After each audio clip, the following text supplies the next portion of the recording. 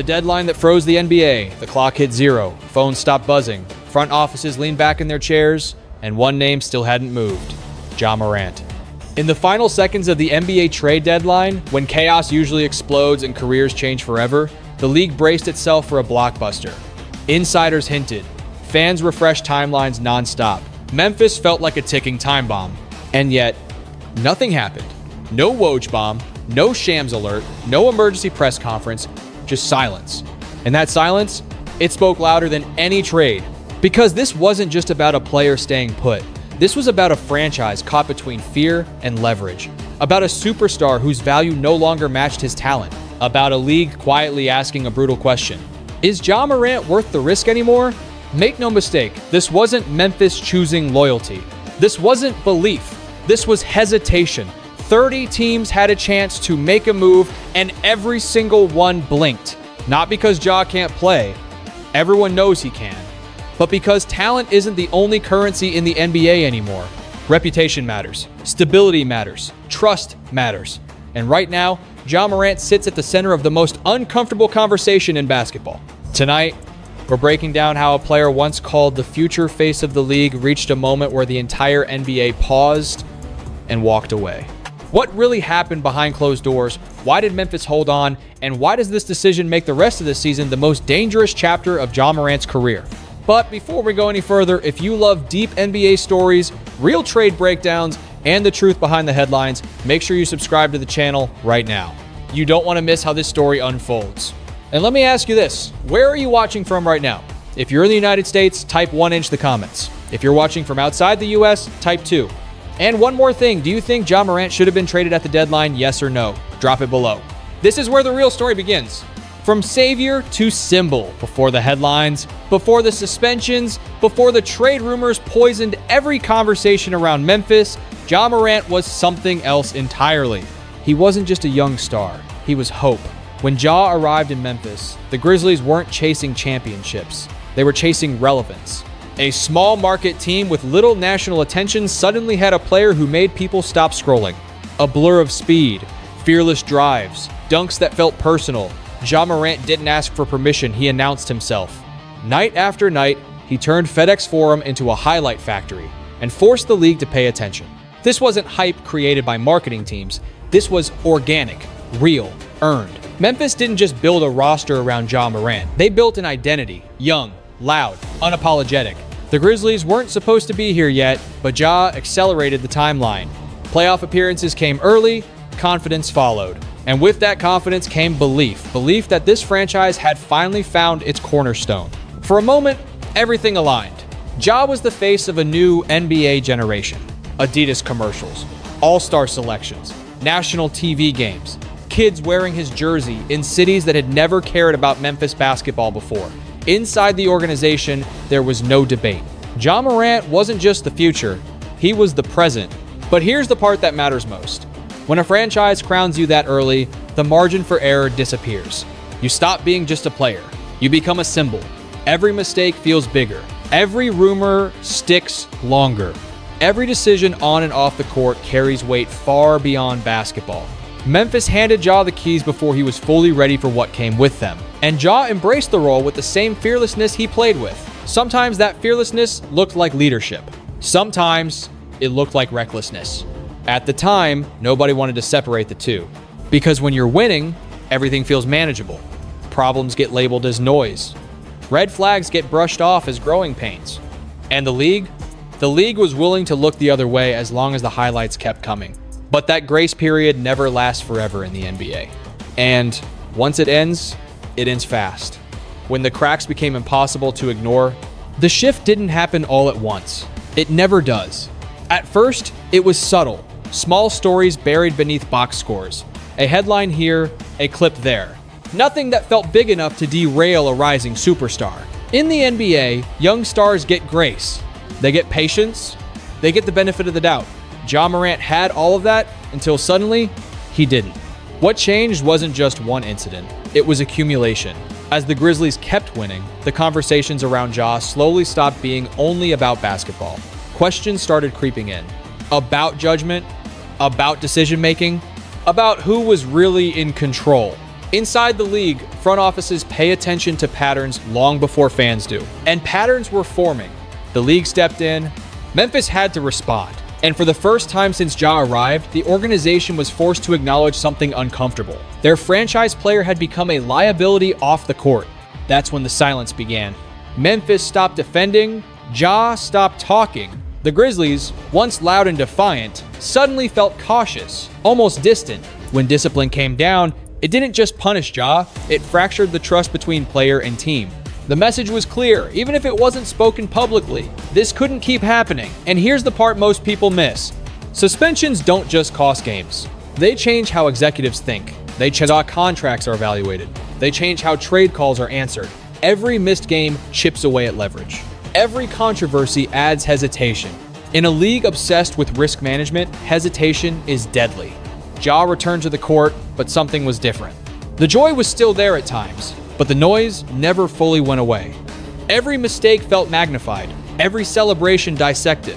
The margin for error was gone. What once felt like growing pains now felt like warning signs. And while fans debated redemption arcs and second chances, the front offices around the league were asking a colder question. What happens if this never really settles down? That question would soon define everything Memphis did next. The silent decision inside Memphis. While the public argued about Ja Morant's future, the most important conversations were happening quietly behind closed doors, far from social media and press conferences. Memphis didn't announce a rebuild. They never said the word out loud, but their actions spoke clearly. One by one, familiar faces disappeared. Pieces that once defined the Grizzlies' identity were moved. Chemistry that took years to build was dismantled in months. To outsiders, it looked confusing. Why tear down the core while keeping the centerpiece? Why reset everything except Ja? Inside NBA front offices, this is what hesitation looks like.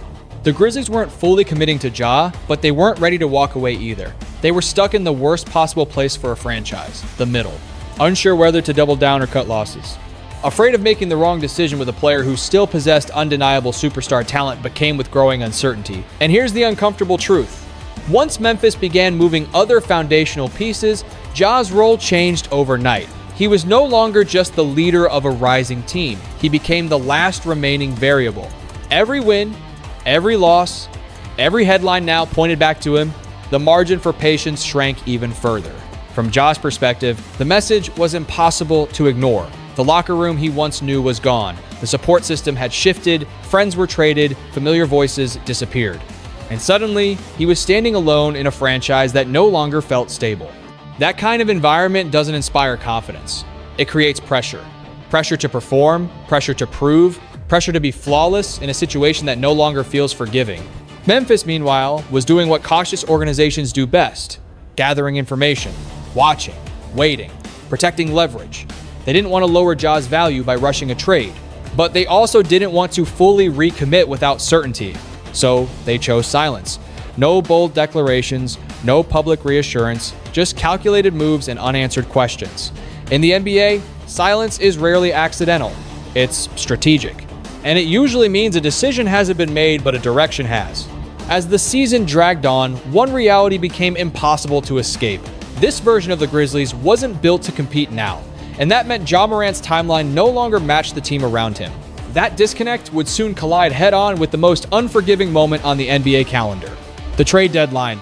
The deadline that exposed everything. By the time the trade deadline arrived, the tension around Ja Morant was impossible to hide. League executives weren't guessing anymore. They were watching closely. Phones rang, names were floated, scenarios were modeled, and for the first time since Ja entered the NBA, his name wasn't being discussed as a building block but as a variable. Inside Memphis, this was the moment of truth. Months of silence, months of uncertainty, months of half measures all funneled into one brutal question. Do we move him now, or do we wait and hope? From the outside, it felt inevitable. Too much smoke, too many reports, too many signs pointing toward a breakup. Fans assumed it was only a matter of price. Media framed it as timing. But inside NBA front offices, the conversation was far more uncomfortable. The interest was real. Teams called. Talent like Ja's doesn't just sit on the market without attention. But attention isn't commitment, and commitment is what never fully arrived. Every discussion hit the same wall. Risk. Executives weren't questioning Ja's ability. That part was settled. What they questioned was predictability, long-term stability, the cost of tying a franchise's future to a player whose situation still felt unresolved. In a league where one mistake can cost jobs, hesitation spreads fast. Memphis felt that hesitation on the other end of the phone. Offers came in, but none that justified surrendering control. None that matched Ja Morant the player, not Ja Morant the question mark. Trading him for less would signal panic. Keeping him meant betting on a future that still felt fragile. As the deadline crept closer, the window quietly closed. No last-second push, no dramatic pivot, just a realization that neither side was ready to commit to the consequences of a move this big. When the clock finally expired, Ja Morant was still a Grizzly, not because everyone believed, but because no one was certain enough to act. That's the part most people missed. This wasn't a victory for Memphis. It wasn't validation for Ja. It was a pause, a deep breath before the real test began. Because now, there were no excuses left. No trade to hide behind, no reset button, only games, only scrutiny, only time running out. The deadline didn't solve Ja Morant's future. It exposed it. Why no one pulled the trigger from the outside? It looked irrational. A 4-year-old superstar. Elite athleticism. Box office appeal. The kind of talent teams spend decades searching for. So why didn't anyone pull the trigger? Because the NBA doesn't make decisions on highlights, it makes them on risk. Every front office that explored Ja Morant ran into the same internal debate, not about skill, but about control. Predictability. Long-term alignment. Executives aren't just trading for players anymore, they're trading for ecosystems, culture fits, leadership profiles, media tolerance, ownership comfort. And that's where hesitation crept in. Ja's contract is significant. His role is centralizing. Any team trading for him wouldn't just be acquiring a guard, they'd be reorganizing their entire franchise around him. That's not a move you make unless you're absolutely certain the off-court noise won't resurface. Certainty was the one thing no one could offer. Then there's the timing problem. Teams close to contention didn't want disruption mid-season. Teams rebuilding didn't want to accelerate their timeline with volatility. The middle-tier teams, the ones desperate for star power, worried they'd be betting their future on a gamble they couldn't afford to lose. So the calls ended the same way. Interest without urgency. Curiosity without commitment. Memphis understood this. They knew the market better than anyone because they were hearing it directly. The offers reflected fear, conditional protections, short-term thinking. Deals that said more about caution than confidence. Accepting one of them would have meant admitting something the franchise wasn't ready to say out loud. That Ja Morant, right now, is valued less than his talent suggests. In today's NBA, availability is leverage, stability is leverage, silence can even be leverage, and Memphis chose to protect what little leverage remained by doing nothing. Not because it was the bold move, but because it was the least damaging one. That decision shifted everything onto Ja. No trade meant no escape, no reset, no fresh start, just a spotlight that grew harsher by the day. The league had spoken not with words, but with restraint. And restraint can be brutal, because now, the responsibility to change the narrative didn't belong to executives or agents or reporters. It belonged to Ja Morant himself. The most dangerous season of his career. This is the part of the story where things get uncomfortable. Because once the trade deadline passed, Ja Morant's situation didn't stabilize. It intensified. Staying in Memphis didn't buy him safety, it removed every shield he had left. No rumors to hide behind, no what-if scenarios, no future team to imagine himself on. Just reality, and that reality is brutal. Every game from this point forward carries more weight than any season Ja has ever played. Not because the Grizzlies are contenders, not because of playoff hopes, but because the league is watching with a different lens now. Every possession is evaluation. Every decision is evidence. Every mistake confirms a narrative someone is already prepared to believe. This is what makes the season dangerous. If Ja plays and struggles, the doubts harden. If he plays well but shows poor judgment, the progress feels hollow. If he doesn't play at all, the questions multiply. There is no neutral outcome anymore. Only damage control or redemption. Mentally, this is the hardest place for an athlete to live. Playing free is impossible when every move feels like it's being logged. Joy becomes calculated. Confidence feels fragile. And for a player whose game is built on instinct and emotion, that tension can suffocate everything that once made him special. At the same time, this pressure is unavoidable. Ja Morant is no longer playing to prove he belongs in the NBA. He's playing to prove he can be trusted with the responsibility he already has. That's a different fight. A quieter one. One that doesn't show up in box scores. What makes this moment even more dangerous is isolation. The roster around him is thinner, the margin for error is smaller, leadership is no longer shared, it's expected. And leadership, unlike talent, can't be faked on a nightly basis. This season will not define Ja Morant by his highlights. It will define him by his restraint, his consistency, his ability to survive scrutiny without losing himself. Because in the NBA, the second act is rarely guaranteed, and Ja Morant is standing right at the edge of playing for his NBA life. If Ja Morant steps back onto the floor, it won't feel like a comeback. It will feel like a trial. Because from this point on, every game is an audition. Not just for coaches, not just for fans, but for 30 front offices quietly reassessing whether Ja Morant can still be the centerpiece of a franchise or if he's destined to become a cautionary tale. This isn't about stats anymore. A 3-0-point night won't erase doubt. A viral dunk won't reset trust. What teams are watching for now is something far less flashy.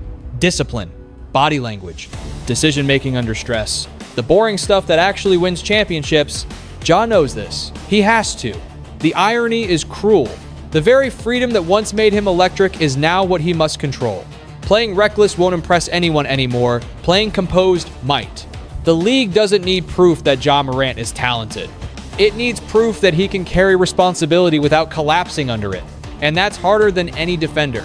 There's also the reality of context. This version of Memphis isn't built to win right now. Losses will pile up. Frustration will creep in. And when things go wrong, leaders don't get to disappear. They get examined closely. Every reaction will be read as a signal. Every post-game answer analyzed. Every moment of adversity magnified. The smallest misstep could undo months of progress. The smallest sign of growth could quietly change opinions behind the scenes. This is why this stretch matters so much. Ja Morant isn't playing for a playoff seed. He's playing for belief. For the chance to remind the league that his story isn't defined by headlines, but by how he responds when everything is stacked against him. Redemption in the NBA doesn't arrive with fireworks. It arrives slowly. Through consistency. Through restraint. Through nights where no one is talking, but everyone is watching. And Ja Morant is being watched more closely now than ever before. What comes next this summer, no matter how the rest of this season plays out, the real decision isn't happening now. It's coming this summer. That's when the league resets, cap sheets get cleared, front offices get bolder, risk tolerance changes, and the conversations that felt impossible in February suddenly feel necessary in July. For Ja Morant and the Memphis Grizzlies, that offseason will be unavoidable. There are only two realistic paths forward. The first is separation. If Memphis decides they've seen enough instability, enough uncertainty, enough waiting, they will explore the trade market again. And this time, the context will be different. Teams won't be rushed by a deadline. They'll have time to evaluate tape, interviews, medicals, and most importantly, behavior. Ja's value won't be judged by rumors anymore, but by evidence from the months leading up to that moment. If Ja shows growth, composure, and consistency, the market changes. It doesn't explode, but it opens. And all it takes is one organization willing to bet that structure and support can unlock the player everyone knows still exists. The second path is recommitment. Memphis could decide that moving on creates more problems than it solves. That Ja, despite everything, remains the best chance this franchise has at relevance. That rebuilding around him again is worth the risk. But that path comes with conditions. Clear expectations. Firm boundaries. No ambiguity. Because a second reset without clarity would be the most dangerous move of all. What makes this moment fascinating is that neither side fully controls it. Ja can influence perception, but not decisions. Memphis can set direction, but not outcomes. The league, quietly, will decide how much belief remains. Summer doesn't bring answers automatically. It brings choices, and every choice carries consequences. This isn't about blame anymore. It's about alignment, about whether player and franchise still believe they're moving toward the same future or simply delaying an ending neither wants to face. Because in the NBA, endings don't always come with announcements.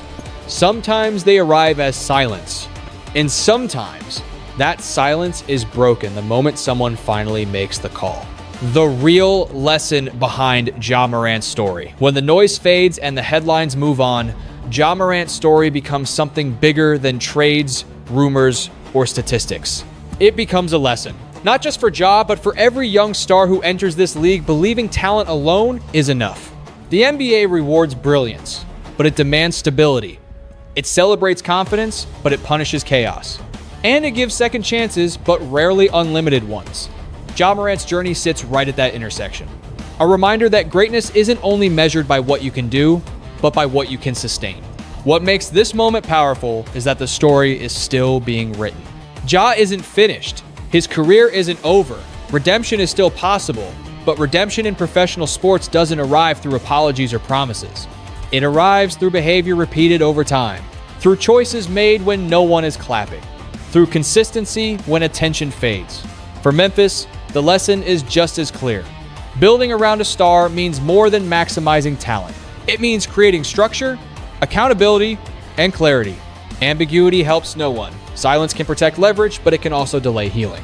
And for fans, there's a human truth underneath all of this. Growth is rarely linear. Young success often comes before maturity. And sometimes, people have to lose momentum before they understand what truly matters. Ja Morant's story is not about downfall. It's about responsibility catching up to opportunity. Whether he becomes a symbol of redemption or a cautionary tale will depend on what happens next, not in one game, but over time. And that's something no trade deadline can decide. If you made it this far, you care about the deeper side of NBA stories, not just scores, but context. So make sure you subscribe to the channel, hit the like button, and share this video with someone who loves real basketball conversations. And now I want to hear from you. Do you believe Ja Morant will fully turn this around? Type 1 if you believe in his comeback. Type 2 if you think a split with Memphis is inevitable. Drop your thoughts in the comments. This conversation doesn't end here.